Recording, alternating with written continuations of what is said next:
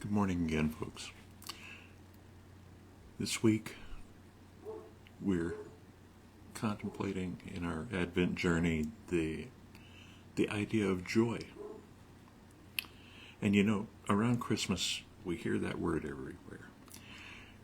It's in the signs, it's in the carols, it's coming at us out of the radio, it's printed on every gift bag in the store.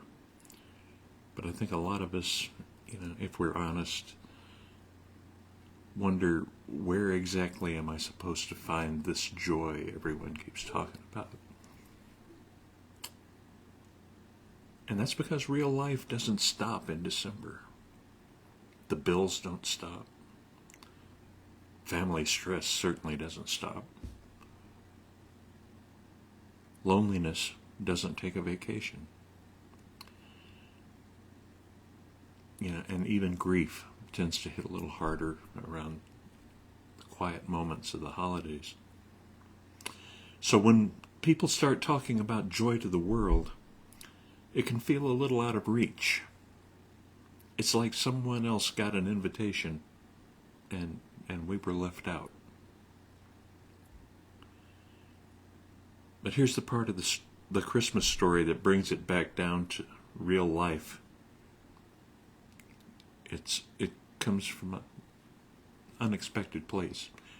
It's something we call Mary's song, or the Magnificat. This young girl, confused, probably scared, facing a future she didn't fully understand, she breaks out into praise. And this is what's recorded. My soul magnifies the Lord, and my spirit rejoices in God my Savior. This is before the manger, before all of the angels, before any of the beautiful painted scenes we see on Christmas cards. Mary rejoices standing at the edge of uncertainty. Her joy wasn't based on comfort. It wasn't based on perfect circumstances by any means. It definitely wasn't based on a clear path ahead with all of the questions answered. Her joy came from one place. She trusted God, who keeps his promises. And that right there is the heart of Christian joy. Joy isn't pretending that everything's okay. We know it's not. Joy isn't putting on a cheerful face for a picture. That's really just PR. Joy isn't a shallow happiness that fades as soon as the decorations come down.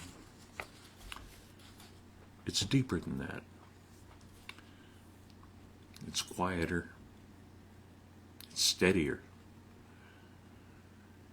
It's the strength that grows when you remember that God has not abandoned you. That the same God who saw Mary, who lifted up the humble, who brought hope into a broken world, that same God sees you too. And that means you don't have to feel joyful every second to have joy. You don't have to have a perfect Christmas to have joy. You don't even have to have all the answers. Mary certainly didn't. Probably had a lot more questions than she had answers. Joy is choosing to trust God. Trust that he's at work in ways that we can't always see. It's believing that light is still coming, even when the night feels like it's long and hard.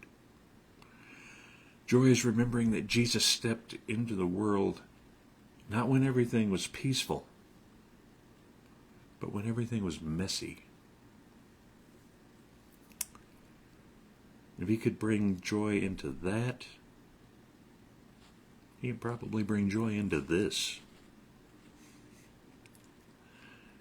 into whatever you're walking through every day. So if this season feels heavy, or complicated, or just different, you are not disqualified from joy. You're not behind, you're not missing it. You might be standing exactly where Mary stood, in the middle of uncertainty, holding on to a promise. And God is just as present with you as he was with her. So my prayer for you this Christmas, it's simple.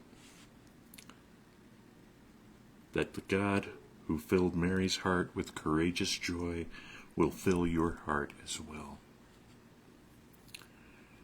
A joy that anchors you. A joy that steadies you. A joy that whispers, God is here. You're not alone. Because that's the real joy of Christmas. Not the noise, not the lights, not the perfect plans. Those never seem to work out anyway. Emmanuel, God with us. God with you. I hope you find that joy inside yourself. Till we see each other again, take care. Be kind. We'll see you around. Bye-bye.